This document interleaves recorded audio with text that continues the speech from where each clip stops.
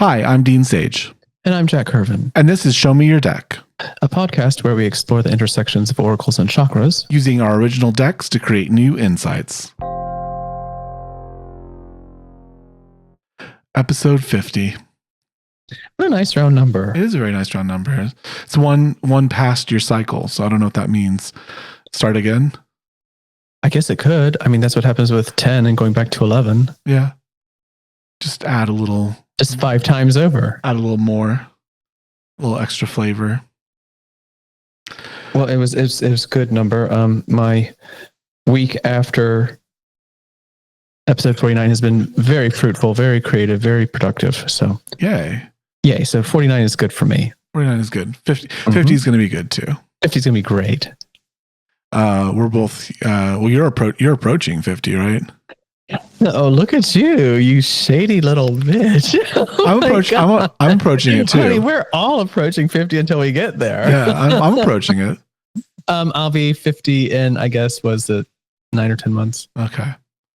So just the way you said it, I was like, oh, her claws are out tonight. No, just, we're both in that decade of approach. I'm not approaching 50. I'm stalking it. That's funny. You said stalking. And there was a meme that said, before I date you, you have to read these words. And it was like Wednesday. Yeah, like because you. Oh yeah, to see it. Okay, I got it. And there was a couple of hidden L's and things like that. Yeah, there's a couple of hidden L's on that list. I'm like, I say those, but I'm considered weird. And then apparently the Maryland accent, like the Baltimore accent, just does not do with the R. Anything with an R, like anything that has that kind of like a U, AI. AR. I don't know if I know anybody specifically with a Maryland accent. You said Maryland accent? Baltimore, Maryland. Baltimore, Maryland accent. Yeah. Oh, well, no, I don't think I know a Baltimore accent specifically. Yeah. So it was interesting. It is very interesting how certain, groups of words are very hard to say depending on where you grew up and your accent and how you form the words. Yep. So, yeah. Well, I think on that, a completely unrelated note, let's roll some dice. Everything is related, but here is the Tetrahedron of Doom. Tetrahedron of Doom. Deck number 2. All so right. Professions. And we'll do 48. Ooh. Way up high. Way up high. So a literal profession from way up high. Here we go. This is definitely Sahasura, definitely crown, definitely purple. Ether, I know. As it is influenced by Vishuda, voice, air, aqua. I profess that I know my voice matters and that it can help others. I profess that I know my voice matters and that it can help others. I mean, that's a good thing for a podcast, right? We profess it. We profess it. Voice matters. Okay, so about communication, about sharing, something to do with sharing of ourselves, maybe of our, beliefs or even just our truth. Because we're dealing with the I know part of this, which talks about greater truths, greater ideas, more connectedness than can be put into words. So then trying to do that into words makes moral philosophy. I can't remember, but I think this is the haiku that uses the Aurora Borealis as an image for the haiku.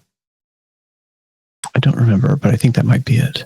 But the idea that when you speak from this place of universal inspiration, you're channeling that which you know and making it revealed to other people. And when you're actually in your mojo, you are helping other people by understanding yourself and the way you understand the universe. You're helping other people as well. Even if they don't agree with you, they at least have the perspective to push off of. So it can either reinforce or help them reconsider or understand more deeply that which they are dealing with in their own lives.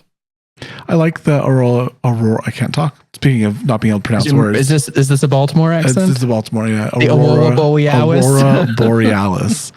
It's light being scattered by particles, which is interesting because that's sort of what happens with us with truth. Like it's truth and intersects with us, and we sort of scatter it with sound particles, right? You know, if sound traveled on particles, I know it travels on waves, but you get my point here. Je comprends. Yes, thank you. But you kind of disseminate and refract, and it changes a little bit because it's going through you. Like you create your own color and cast. I was actually just in the car 5 minutes before we started doing this. I was driving back from spending some time with my dad, and I was talking to our friend Lisa, and I was talking about the story that I'm writing, and she was asking, is there times where readers will go completely opposite direction of what you wrote? I said, well, never like the opposite direction, because like it's kind of all going in this in a direction, right? It's kind of hard to be like the opposite. Like George smiled and be like, well, he definitely frowned it. Okay, like it's kind of hard to like disagree on stuff like that. But there are times where like people go on tangents, and I was just saying that like I'm writing about Black or brown people in a made up world where the same things didn't happen. But someone who is Black or brown in this world might read it, and they're going to, take from it and experience it in a different way than maybe I intended, because I don't have that context. So my, the way that I scattered the light for this attempt, like they may see it or interact with it differently than what I intended, but that's sort of just more of the scattering of the light, right? More of the energy being shared and refracted and reflected by the Aurora Borealis. Yeah, so I wanted to confirm, and I'm correct. It was the Aurora Borealis. Okay. This is atmospheric chants, intoned diaphanous prayers, dancing colored hymns. So pretty. It's funny you had dancing in there. There's not a lot of like I wouldn't have gotten as much motion from the voice. I often think of the voice as being sort of this singular, like almost like a standing moment, right? Like when someone's really speaking, they tend to be in one spot, enunciating and proclaiming or whatever it is out into the world. So I do also like the kind of movement to this. I mean, it's very, for you, it's on brand for you. Yeah. Well, it's interesting because hearing you describe speaking that way, of course, that's the default. That's how I experience speaking most of the time too. But I've had so much experience with performance art and speaking while I performed it and speaking while I danced. It didn't occur to me that, oh yeah, that would be on brand for me, but not necessarily anybody else. So it's strange how you take your own experiences for granted and forget how particular they are. Because I have done so much speaking while moving around that they kind of overlap for me, even though I know that 99.9% of the time when I talk, it's in the way that you described. But I've had enough of an experience with performance, with movement and vocalizing all simultaneously that it didn't occur to me that it was special. Well, that happens in your classes, doesn't it? Mm-hmm. Yeah, constantly. You incorporate, well, obviously, you have the chakras. So if you hit the vocal chakra while you're working on your performative dance, interpretive dance. If it comes up, because we use the dice for those classes. So when Vishuda comes up, then there's something to be spoken. There's something there. Mm-hmm. However, it gets combined with whatever else the dice have summoned. So I did the math once. I don't remember what it is, but there's something like 16 billion different classes that we could do on any given day. So it just is what it is. You do what you can. Just keep up. I also like the idea of communication here. Like we've talked about this before, because the throat chakra comes up a lot, and obviously human most common form of communication is spoken language, right? That's just evolutionarily, that's how we ended up. Now there are people that can't communicate verbally, either because of a lack of ability or lack of ability to hear verbal, right? Like you can, one side or the other, you could be unable to speak or you could be unable to hear. And then verbal communication doesn't really happen for you. It's not as effective. Even then with sign language, you still have to be visual. And if you're blind, there's Braille, but that was developed so recently. I don't know that you can equate that to anything across time. Well, you brought up sign language, and like there is a lot of our communication that is happening without the words, especially. And if you take away the tone, a lot of what we communicate happens visually as well. So the way that you are saying it, how you're posed and what your face is doing, and all of these things have communication. So even the Aurora Borealis being a visual symbol, there's a lot of visualization that takes place in communication as well. And I think, that obviously written word, right, has just as much become part of our communication as spoken word has. And it's interesting with nonverbal forms of communication. One of the reasons writing can be misunderstood so easily is because if what you're communicating through is written and you don't have facial expression, tone of voice, and body language, then you are forced to intuit all of that. And that's why text messages or emails can be, very helpful in so many ways, but they can really make communication cloudy. Yeah, I mean, honestly, the amount of ways that you can be misunderstood, and then it changes the way that we communicate. Like emojis and millennials go together because we're like, by the way, don't take this seriously. Like, don't overthink this. So we stick an emoji in there to make sure that like this is the tone that we're intending. And then in business communications, you end up being probably more wordy than you need to be because direct emails are seen as problematic. And, I tend to be very direct. My boss even was like, "You're direct." I was like, "Is that a compliment? I don't understand." Because my boss is very direct. So if my very direct boss is telling me that I'm direct, I'm like, "Oh crap. Did I, is this good? Or do you not like seeing yourself in me?" He said it was good. I asked him later, but I tend to be just pretty direct and to the point. I'm like, I don't like to waste time. Like I don't like to waste time. I don't like to waste my time. I don't like to waste your time. I've got enough emails to go through. I don't want to go through 3 paragraphs to figure out what you want. Just tell me what you want. What do you need? When do you need to buy? Get it to me. But there's been times where I've fired off an email first thing in the morning. I'll get a good morning. And it feels just sort of pointed because it's a reply. I'm like, okay, yes. Good morning. Hello. Hi. Mm-hmm. Yes. Did you get it done? Yes. Are you good? Thank you. Okay, let's do it again. So I think what I'm hearing from this context card is that in speaking your perspective or your truth, on the one hand, it's important to be honest and authentic with it, but to also remember that it has to be delivered in a way that other people can understand it and accept it. Yeah, and people will intuit things into it. I think that was the point that I was having with my conversation with Lisa. Like, I can intend to have a very heartfelt moment happening, but when someone else reads it, their experience, their baggage, their context, whatever it is, can feed into it, and they could experience it very not heartfelt. It could trigger them in some way, or I could have missed something, or in my blindness to things, completely did the opposite instead, or at least not down the same pathway. Like it was a divergence. Yeah. So yeah, I mean, you what you say is going to hit different depending on who's hearing it, who's receiving it. And I think also there's probably a message in here about receiving, when you read emails and text messages, you have to assume that they meant good intentions. Like you have to give them the benefit of the doubt that their intention was to communicate well and positive. Or at least in good faith. Yes, in good faith is a good way to put it. Because if you don't, then it's such a very cynical approach to life. And I find it very that disturbing. also sets you up to specifically look for and fall into arguments. Mm-hmm. So I want to hear from your deck. Yes, let's see.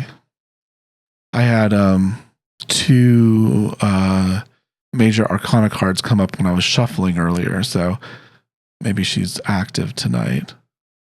Let's see. All right, here we are. Oh, okay, we're going to go to the heart chakra, which for me is a very beautiful color of red. I forget how I found this red. I just, I enjoyed it when I was going through the color wheel. It just fit. This is the 4 of storms. So this would be the 4 of swords in the tarot. Even the wind lies still for a time. Even the wind lies still for a time. And this is the heart chakra. Mm-hmm. All right. So what's the significance here? Well, I mean, we had air, in the throat chakra, and in my deck, the heart chakra represents air. Mm-hmm. So we're, we've got this kind of air thing. I think this is a moment to say what we communicate and what we don't communicate both have equal value. And I think quite literally sometimes you have to be silent, and that's communicating too. It communicates that you're interested to hear what somebody has to say, and that's absolutely necessary for a conversation. The other person has to understand that they are being heard. Mm-hmm. And if the card was saying that even the wind stops from time to time, is what did it say? Even the wind lies still for a time. So, you have your say, you speak your mind, you communicate, you express, but then you need that to settle upon the audience or the recipient. They have to have some time to process it. If you don't ever take a break in expressing, then you never get to have an actual dialogue. Well, I think it's interesting. This is the heart chakra. So this card, especially in the tarot, the swords, like the 3 of swords is the pierced heart. Everyone's seen that image of the heart with 3 swords stuck in it. Mm-hmm. And it's a very emotional moment in the sequence. And so for me, the celestial is journeying through the chakras. And so the celestial would have encountered the 3 of storms just before they encounter the 4 of storms, going in order. So I find it interesting that we're kind of dealing with the heart. I think what I'm hearing is you've unburdened or released something very emotional and very heartfelt, very particular and peculiar to you, perhaps. And that's good. Like, communicate, that's good, but you don't have to keep going. Like, once you've said what you've said, it's okay to then return to stillness, right? Peace. As much as you've had an up or a down moment before this, and as intense as your communication might have been, it's okay to release it and come to peace. And like you said, listen, or even just what you didn't say could be just as important, right? You might have unburdened things, but you left things out, and that says something too. Also, you can strategically leave something unsaid or unexpressed, hoping that somebody else will notice it and say it for you, so that it's understood that the intention was understood. You don't necessarily have to spell everything out for people. Sometimes what you leave open, it gives people the aha moment where they can get in and dig even deeper into what's the word I want?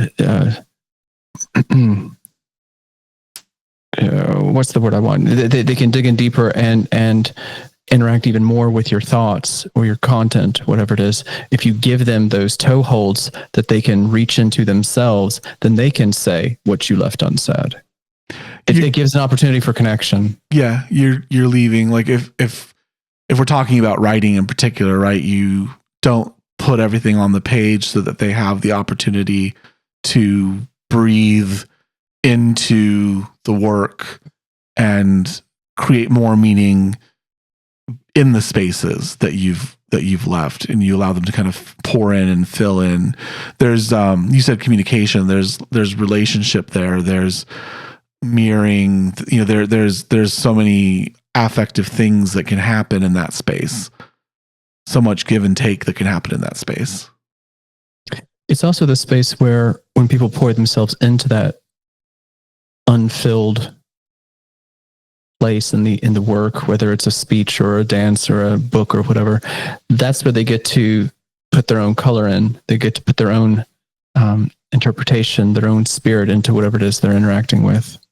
If you say everything, it doesn't give anybody an opportunity to be filled or fill the message.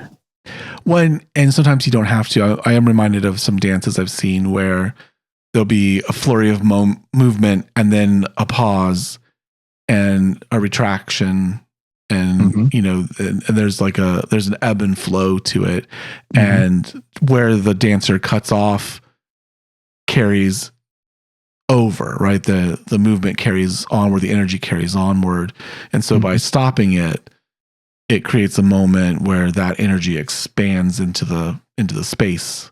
Oh yeah, that sudden pause when there's something happening, then there's this pause. It like magnifies everything in the stillness. and the stillness can speak, you know, many words. Yeah, negative space for sure. Like when in dance and sculpture, their surfaces and shapes are ultimately defined by positive and negative space, meaning that there's the portion of the shape that's filled with material, like your body or clay or whatever, and then there's the negative space, which is the gaps, the holes, the spaces where air is flowing through, where there's no actual matter, and yet it's still defining whatever it is you're looking at. If you didn't have negative space, everything would look like a big lump of clay. You know, you have to have some form of negative space, even if it's just the contouring across the surface. And so with dance, when you have these negative spaces and then stillness, it's where people can imagine movement or imagine posture. They can, in their own way, start filling information in it. It makes it more interesting. You can have really extraordinary dances that are just moving. And then when they stop, suddenly that is so dynamically important because you've had all this huge energy and fast dynamic movement, all these shapes and formations, and then stop. It turns the amp, it amps up the volume to 10. If it wasn't already, it is now.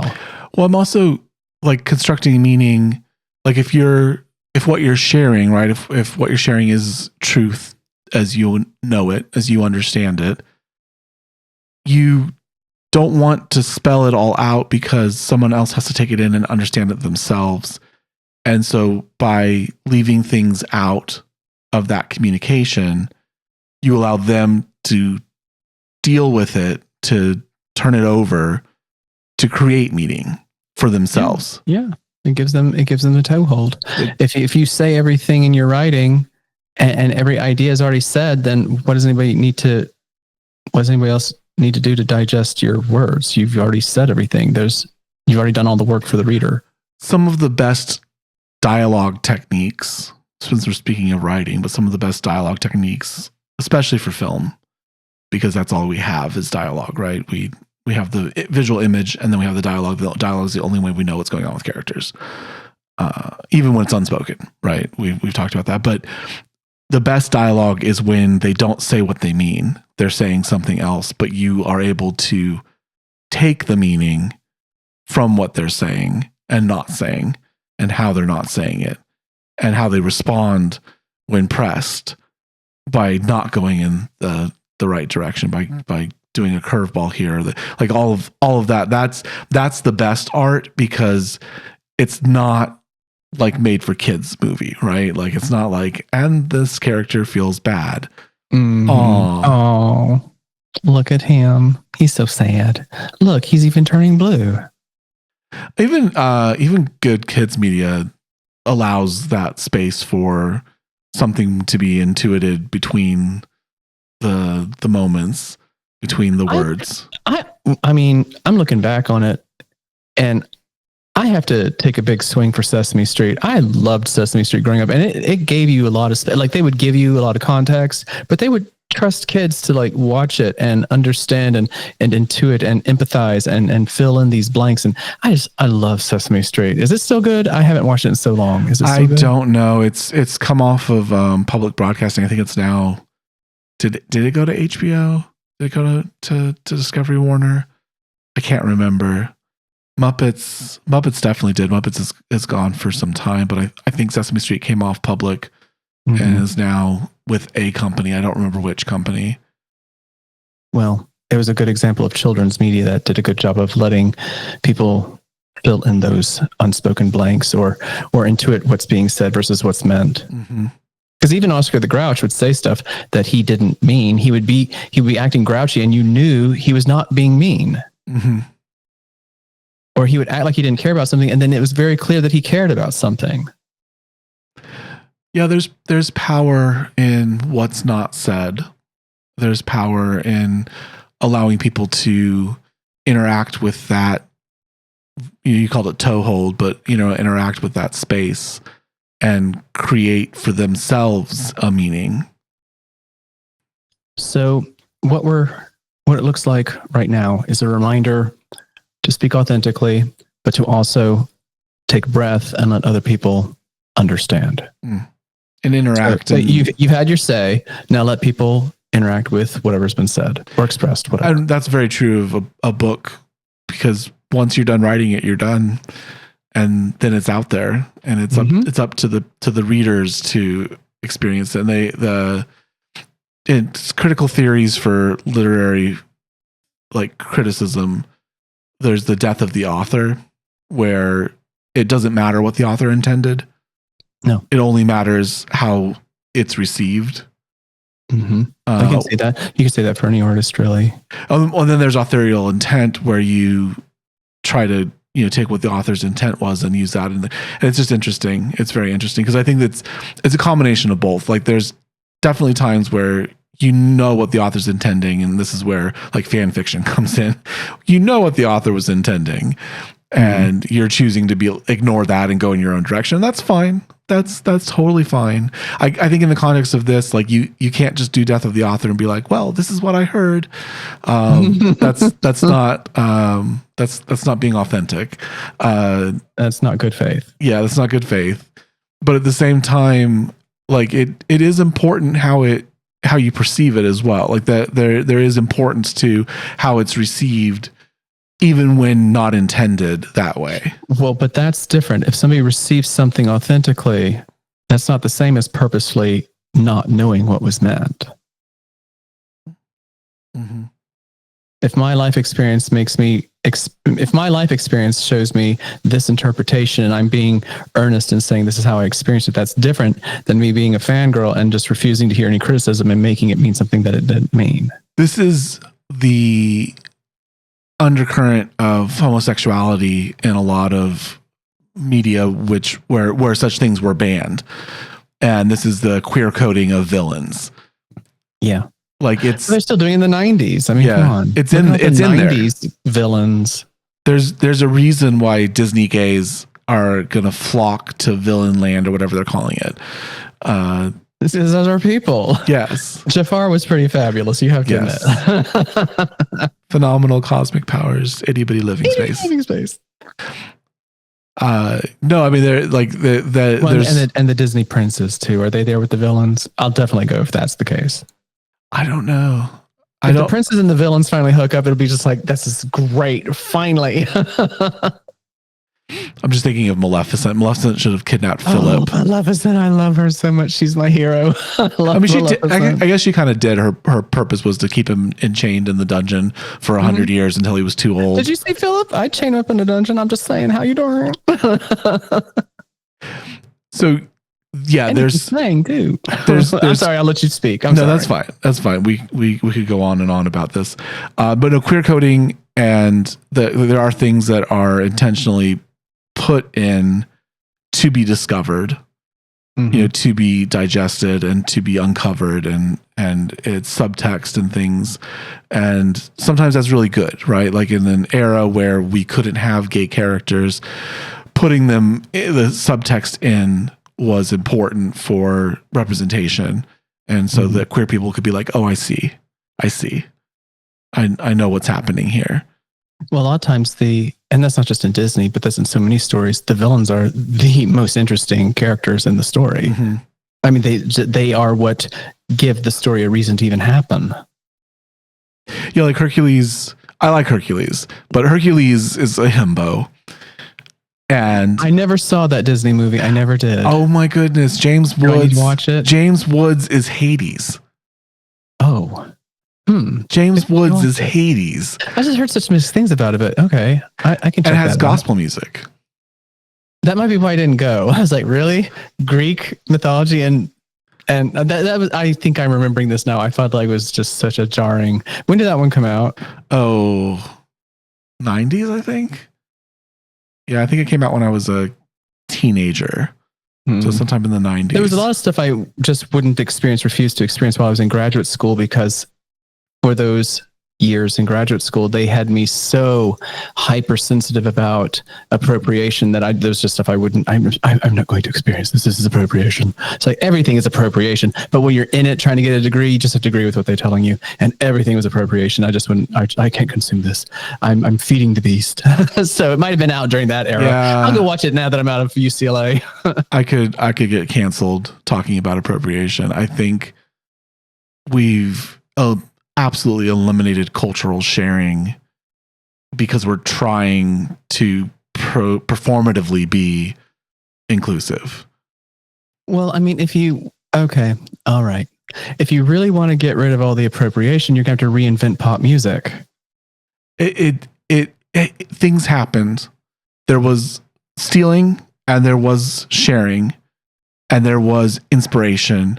And it all melds into one, and we're in a systemically racist society, so nothing is perfect. Everything is tainted.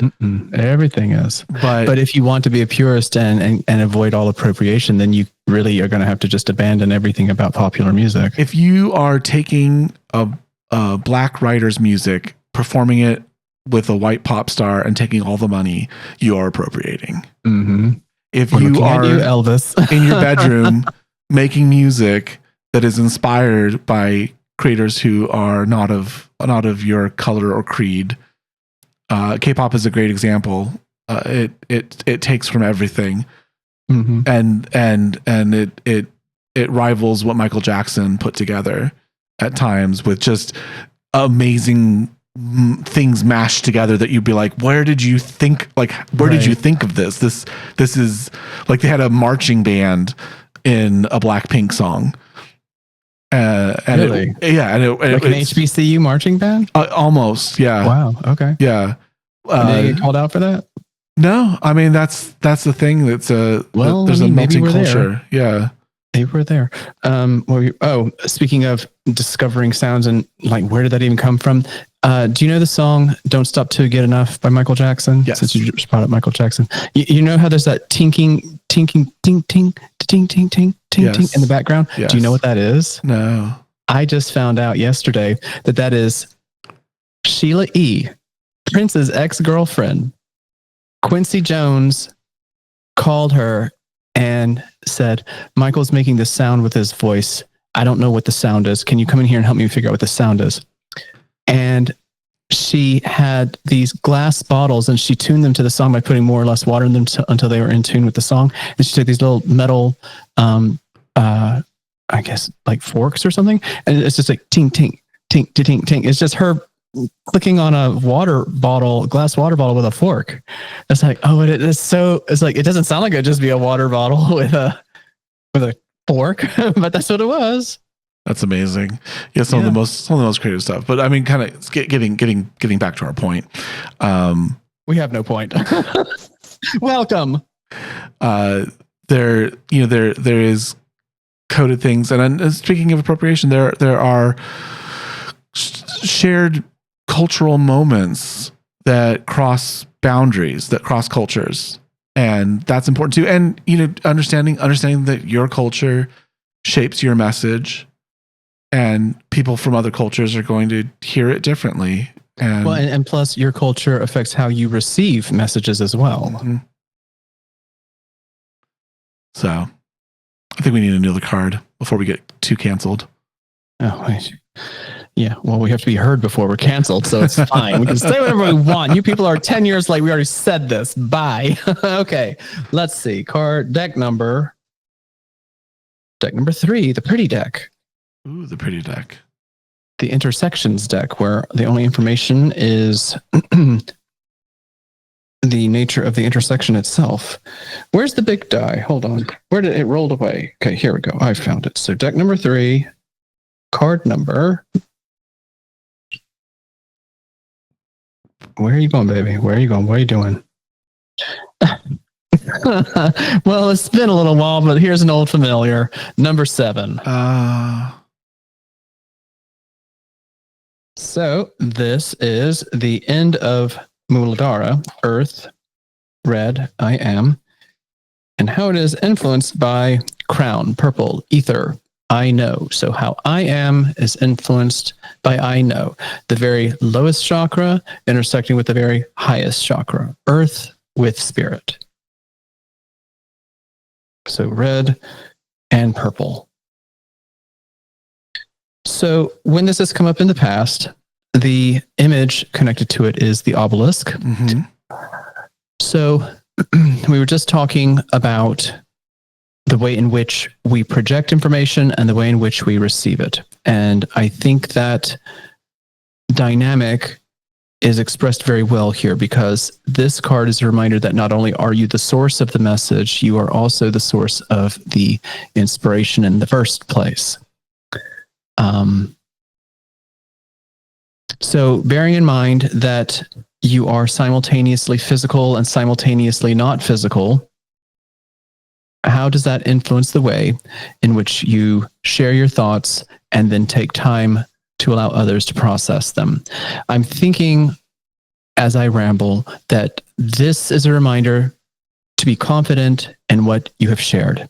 Even if it ultimately ends up being wrong, it's fine to be wrong, but share it from a position of good faith that this is what you truly do mean to say. You're not trying to manipulate people. You're not trying to mislead people or misdirect anybody. You have shared something. You can feel good about it, even if it has to adjust or grow or evolve.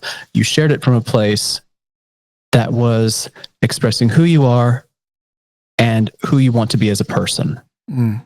So you can own. I think this is a reminder to own what you have shared, so that while you are resting and allowing others to respond, understand, digest, that you can sit there in confidence knowing that whether people receive it well or not, you made something that was worth sharing.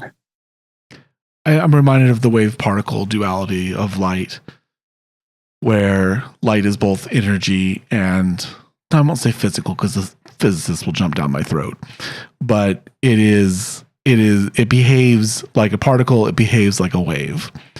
And I think that's, to me, what this intersection fundamentally is the difference between a particle and a wave, right? A field of energy, a collection of atoms. Mm-hmm. And we are discovering more and more every day that there's subtle energy emissions and subtle energy receptors. And we put, I think it was electromagnetic. Was it sound? We emitted something into the brain, mm-hmm. and we emitted it into a specific part of the brain on the right side. And people thought that they were hearing God. Oh, wow. Like they experienced it as an emotional, religious, otherworldly presence. Hmm. And then depending on their belief system, they, constructed meaning. Constructed meaning around it based on what they think. We find this in schizophrenia too. People that are not religious don't hear God; they hear aliens, or there's other explanations that they come up with. But it's still triggering some kind of a perception, message, response, understanding that goes beyond what is normal. It's paranormal. Yes, and it's interesting that we're able to trigger it, but the point is that if you're able to trigger it, that means that we're receptive to it. So if it's out there in the world, we can receive it. You brought up, the dual nature of energy and particles and blah, blah, blah. Looking at Einstein for just a moment, here's an example of someone who puts something out into the world that's absolutely extraordinarily useful and still truth and abundant and everything, all 100 years later. And yet it evolved in the quiet since he retired from writing.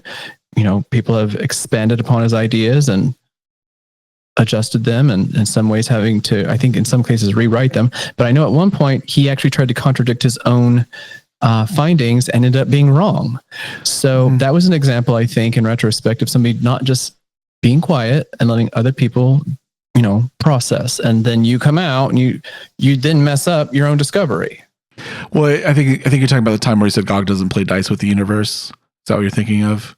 Well, he actually went, he was trying to say that he didn't like, what is it that he didn't like at the subatomic level? It's the quantum. Yeah, he didn't like quantum mechanics. Yeah, God doesn't play dice with the universe. Yes, so he didn't like that. But it's like now we've got a computer system based on it, so it is what it is. But he was right.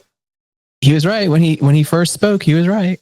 Yeah, the effects of what he brought about then had further effects, and I think it's like 11 or 17 dimensions, and people are like, we don't want it to be 17. Could you please let it be 11? Like the same kind of idea of just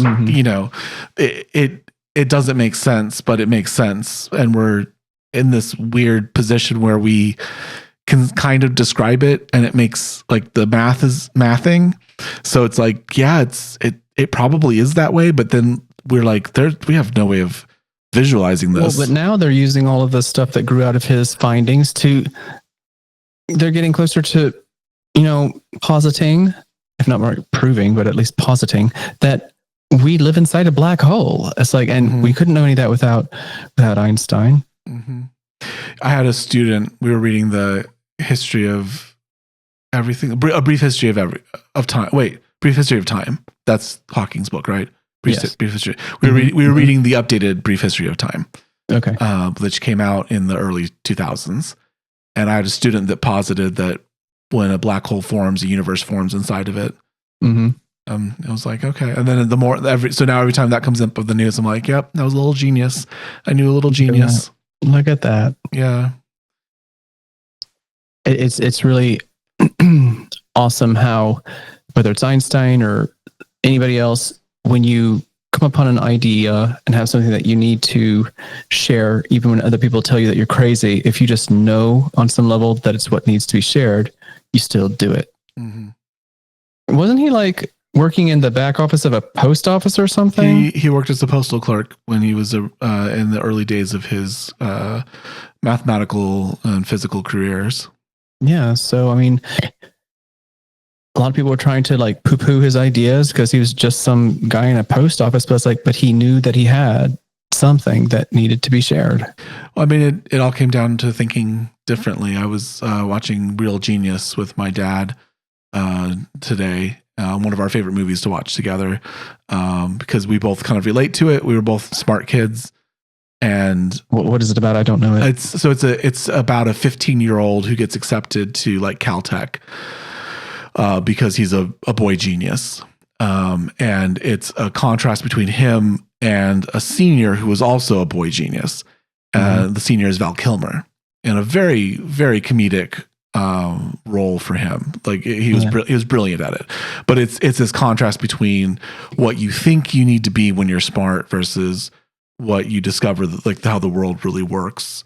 And they work together and they create a super laser that turns out to be used for evil, and then they have to foil the military's plan to use their super laser. It's a really good movie. Yeah, it's a really good movie. I've watched it so many times, but there's a lot of it that speaks to genius, and there's some people in the movie that are very smart. Like they're very smart. They're Caltech students. They're not stupid. But they don't see the bigger thing. Like but that's the difference between brilliance and genius. brilliance, you can shine at something. You'd be really, really, really, really, really extraordinarily good at something. Doesn't mean that you've done anything new with what it is you're good at, but a genius, that's making something de novo. That's something new. It couldn't have been done until you did it. Mm-hmm. So it's been one of our favorites, but it kind of reminds me of this situation because we, have this duality, and sometimes we get to glimpse beyond. Like sometimes we get to see beyond, and I think this is a reminder that that's where we are. Mm-hmm. Like when we're sharing these things, we are sharing deep truths that have been revealed to us. I guess you could say it that way. Like some people believe that, that's what they believe, that there's revelations that come from without, that, and some people might just, think that you just imagined it. You had a momentary stroke of brilliance, like there's many different ways of kind of imagining it, but like we are receptive. Like we know that in our brain, we are receptive to things. We project things. There is energy in the universe that's undescribable to us right now. I mean, there's gravitational waves, which we don't get. We're like, what are these? But they're there. We've detected them. How do they affect us? We don't know. Yeah. It was both Prince and MJ would talk about inspiration as if they were, what would you even say? Maybe antenna pulling information down and then doing something with it. And there was one moment, there's something that Michael Jackson was trying to do, and somebody told him that he needed to wait. He's like, no, if we don't do it now, God's going to give the idea to Prince. So that's awesome. Yeah, I actually, Lisa asked me today, like, how does creativity work for me? Like and she said that she was listening to a lot of people on TikTok, and for them, it was a lot of thinking. I'm like, no, it's not thinking for me. It's feeling. If I start thinking, I usually lose it. I don't know. For me, it's babbling and trying to catch up and keep up with everything that's running loose. So I guess that's thinking, but I don't apply strategy and structure to something until all the blah, blah, blah happens. Like I've already got a new idea that I'm working on, 2 new ideas. It's really kind of obnoxious, but I've got 2 new ideas I need to work on. Well, no, I think, we talk about muses, and some of the great creatives have talked about receiving things, like they were given to them, like an obelisk channeling, the universe's energy down into the earth, down into I am. Well, I mean, there are plenty of people, you can call them woo-woo or not, but there are plenty of people who look at those obelisks and they see them as receptors or antenna. I mean, I can see why they would think that. Whether I agree with it or not is really kind of irrelevant, but I can see why people would look at it and see that. Mm-hmm. Yeah, we've built towers forever. Mm-hmm. We like the idea about reaching up into the void above. Well, and with this card, you are the obelisk, you are the antenna, you are the one that's touching the ground and the sky at the same time. I'm gonna pull a card. All right. See if we can. We've had a very heady. Obviously, with the crown chakra coming up so much. Let's see what we get. Oh, okay. We're gonna go down to the third chakra. This is the 6 of Flames. Feel the warmth of those who celebrate you. Feel the warmth of those who celebrate you. It's a very passive reading. We started off with Vishuda, the throat chakra, and both of my cards have been about stillness and receptivity versus activity. But yeah, we have the 6 of Flames, which is the 6 of Wands in the tarot, and often this is pictured as someone like on stage, someone sort of receiving adulation and praise, and they're the star of the show. Gotcha. And so I kind of cast this as, feel the warmth of others' flames around you as they surround you and they celebrate you. Feel that warmth.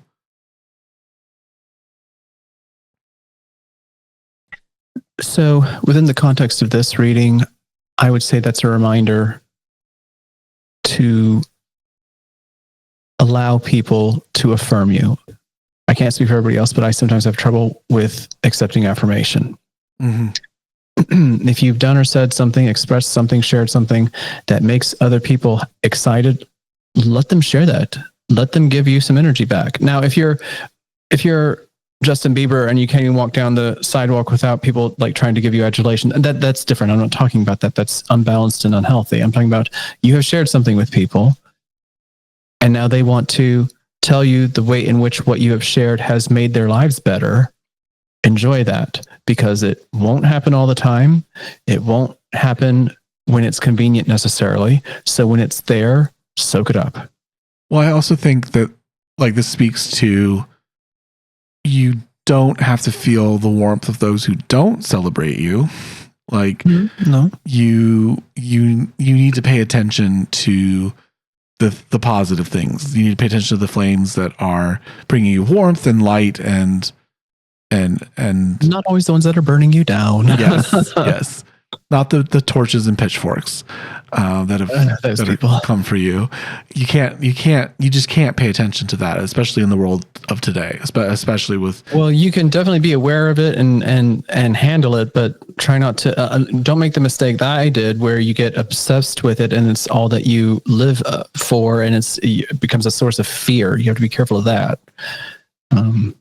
But I remember in graduate school, I told the chair of my committee, I told her that I just want to get off stage when I was done performing.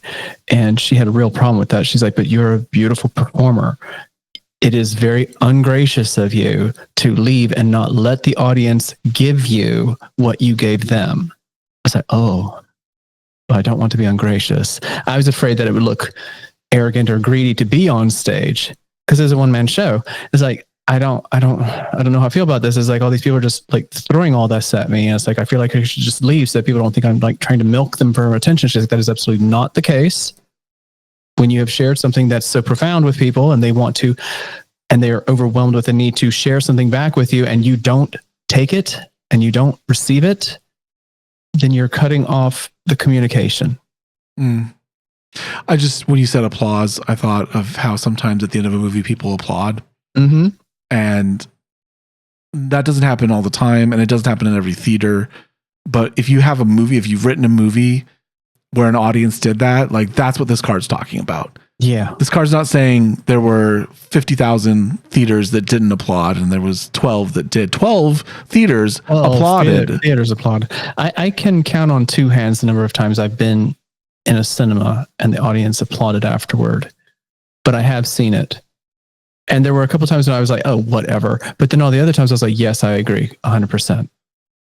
The applause for a couple of those Star Wars movies, I'm like, y'all digging deep, but okay. But for the other ones, I was like, oh yeah, that's applause. I was applauding too. There's something very interesting and special about that moment of celebration. And I do agree with you. I too have trouble with, being complimented. My boss and my big boss have been complimenting me, and I'm like, yes, but am I okay still? That's why we're complimenting you. It's endemic. It's never going to go away. It's just part of what makes me me. Yeah, specifically you, but we also have this really bizarre cycle in our culture where we build people up and then tear them back down. And we tell people that you need to feel good about yourself. But as soon as somebody says something good about themselves, we say, well, you're just being prideful. You can't win. No. And so you have to decide the way in which you're going to give and receive this type of appreciation. I have a cat who is currently massaging her face. No, now she's chewing on things. My microphone.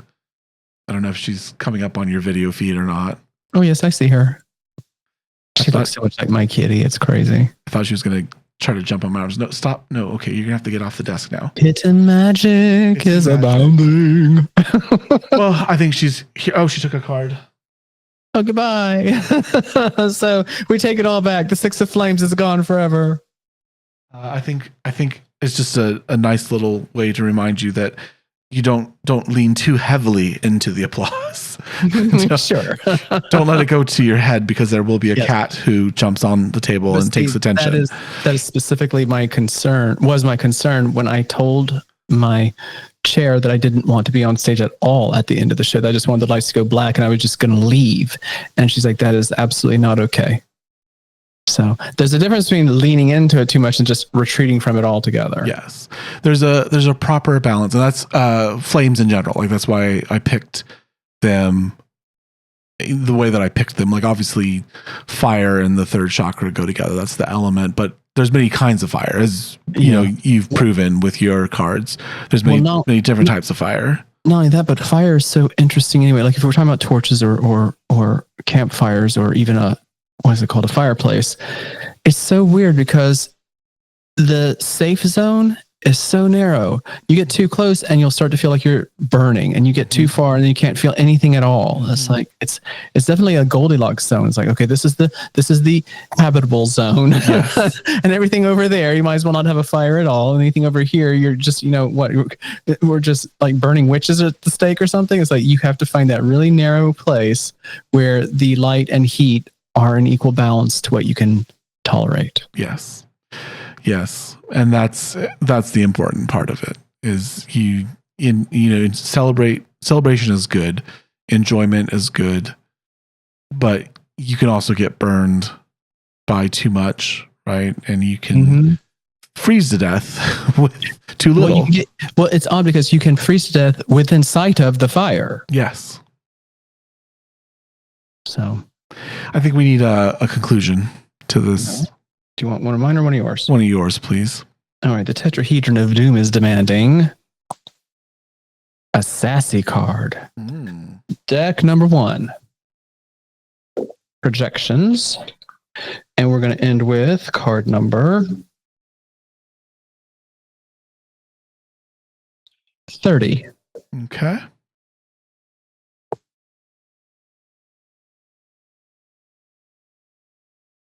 $30 takes us back to Vishuda.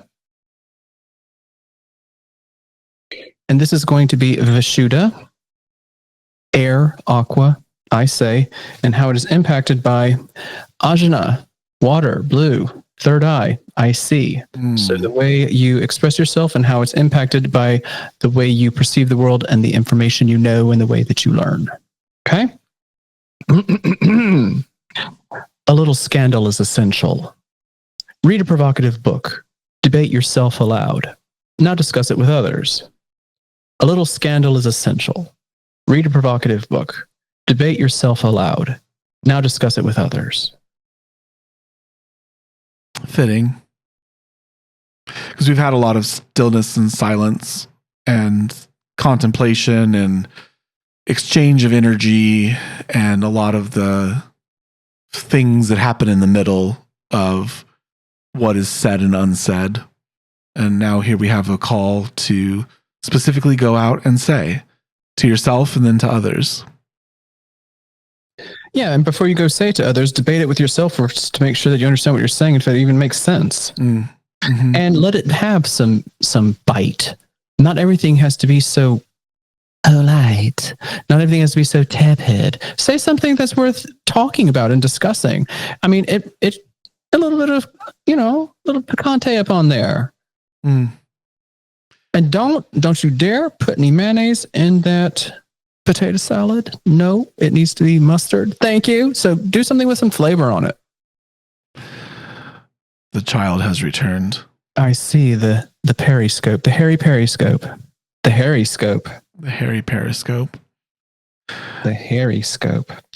So a little scandal is essential. If you never do anything or say anything or express anything that challenges yourself and other people, then you will always just be in this nebulous space of, okay. And we need more dynamics than that. We need stuff to chew on. We need stuff to think about. We need stuff to push against.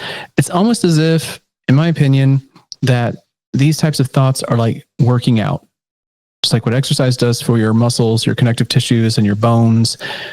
These types of discussions or concepts or dialogues, whether they're across the arts or conversations, pushing up against your own and other people's ideas are essential for you to actually understand what your ideas even are.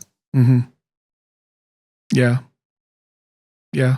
And honestly, if you're not willing and able to parry and I don't know, get a few little zings on the shoulder, then do you actually believe what you say you believe? Do you even know? Can you defend it? If you're not willing to discuss it, are you willing to defend it? Why? Well, I do want to counter this with, yeah, I agree. I do agree. I was at a family barbecue yesterday, though, where it was not the place to parry and defend. That was just, it was, I think if you have a worthy compatriot, I don't want to call it an opponent, but if you have a worthy compatriot to parry, right? So if someone operating authentically and in good faith, if you have that, then that's awesome. Do it. Go for it. But also think about, are you pouring this energy where no one's going to appreciate it? Right. And that's just needless argument, and that's just wasting time. That's not the same as having an actual dialogue. Mm-hmm. An actual dialogue is going back and forth, and everybody is invested in the outcome, and whatever the resolution is, the process itself is where the learning happens. Mm-hmm. If you're not learning anything in the process, then it almost doesn't matter what the outcome is. Yeah. All right. We have a members only at patreon.com/DeanSageMedia. You can get extra extended episodes where Jack and I talk about how the reading affected us personally. So you get a longer episode, some more details, and we talk about our writing and stuff. So if you're interested, we argue about what a novel is. That's we do that as well. Yeah. So if that's the kind of content that you're looking for, patreon.com/DeanSageMedia. We have a YouTube. It's Show Your Deck on YouTube. We put pictures of the cards as we talk. Actually, with AI, we might actually get our floating heads in there at some point in the near future. So you could see us move animated lips, because that would be entertaining. We have our books and decks available at showyourdeck.com. Jack's book you get from Jack directly with signatures and pretty colors, and in the 7x7 format as it was intended. Our decks are available through a distributor, and my books are available on Amazon through Kindle Unlimited, if you have Kindle Unlimited, or in paperback and hardback. Jack, where can we find you? I am 49 Haiku, the number 4, the number 9, HAIKU on the intrawebs. That is 49haiku.com. And on Instagram, that is at 49haiku. I am Dean Sage Media. I dare you to find me. We have a show Instagram that I don't do very much with, but should. It's at Your Deck on Instagram, and we will say goodbye.